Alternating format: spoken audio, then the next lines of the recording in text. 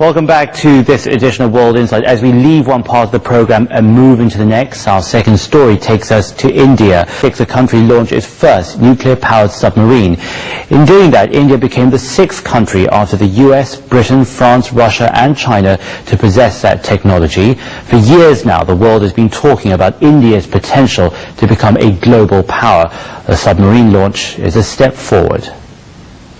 Ladies and gentlemen, a moment of pride and celebration for Indians. The launch of the nuclear-powered submarine is a milestone in the country's quest for nuclear deterrence. The sea is increasingly becoming relevant in the context of India's security needs and interests, and we must therefore readjust our military preparedness to this fast-changing environment.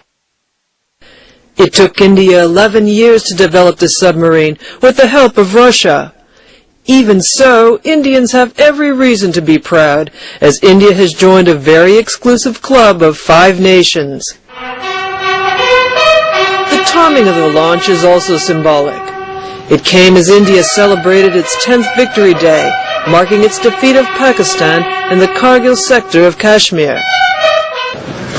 It also came 1 week after the U.S. Secretary of State Hillary Clinton linked big arms sales during her visit.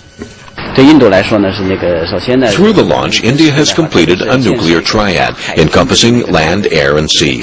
It's modernizing its armed forces. Its development of nuclear submarines highlights its ambition to become a more visible presence in the Indian Ocean. 1 week after its arms deal with the U.S., it showed to the world that it has its own capability of arms development, regardless of the U.S. supplement.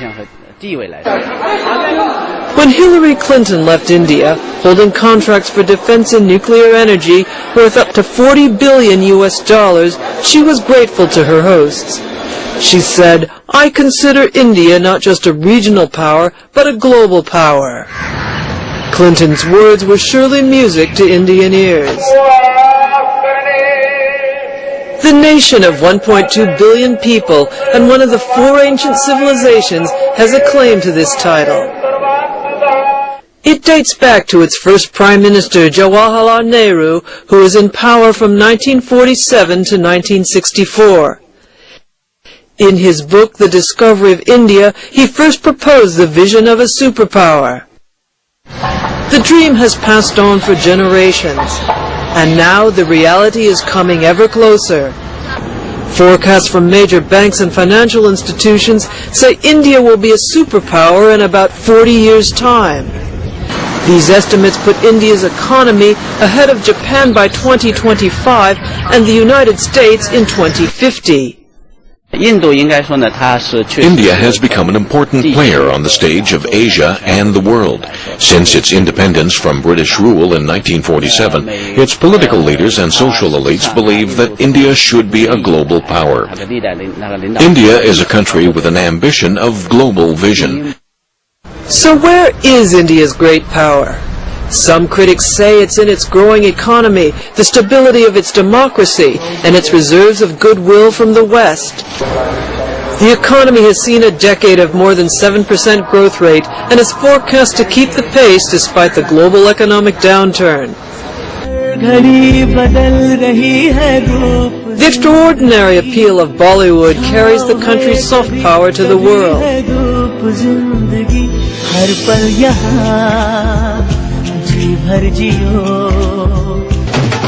India has developed the world's largest democracy. Countries like the U.S. have good reason to want India to think and act like a global power. The U.S. regards India as an important player in its Asian and global strategy. When U.S. President Barack Obama first came to power, he focused on dealing with the financial crisis and anti-terrorism war in Afghanistan. Some Indians feared that they might be neglected, but the fact is India continues to play a key role in the U.S. geopolitical strategy. India's connection with the West goes far beyond the political. Its entrepreneurs are busy taking over iconic brands and businesses throughout the world.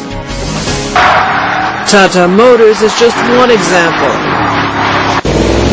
Last year, Tata surprised the world by taking over the luxury brands Jaguar and Land Rover from Ford. In June this year, Tata launched its new acquisitions for the domestic market. Also impressive is its development of the world's cheapest car, the Nano.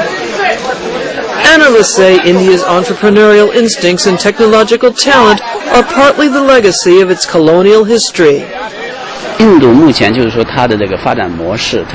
independence in 1947 was preceded by centuries of British rule, during which ideas of modernity were transplanted onto a traditional civilization.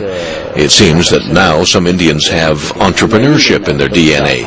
It's all part of the result of its similarities with the West in language, education, law system, etc. First, we should see that India's economy has been developing rapidly in the past 2 decades. It has achieved a lot. Second, it's a big developing country. It faces many challenges, especially in the rural areas. So we should recognize its imbalances as well as its great potential. The 21st century is said to be the century of Asia. The rise of India represents a part of the dynamic side of the region. It might be difficult to tell how close India is to becoming a superpower. Its development is surely in the interest of the region and the world. Well, India's drive to becoming a global superpower reflects its growing economic and political clout over many decades. No matter how far that goal still is, it's already a resurgent nation, embracing its role as an emerging Asian superpower. The complexity of its development is characteristic of its diversity, and we'll of course be keeping a close eye on how it all plays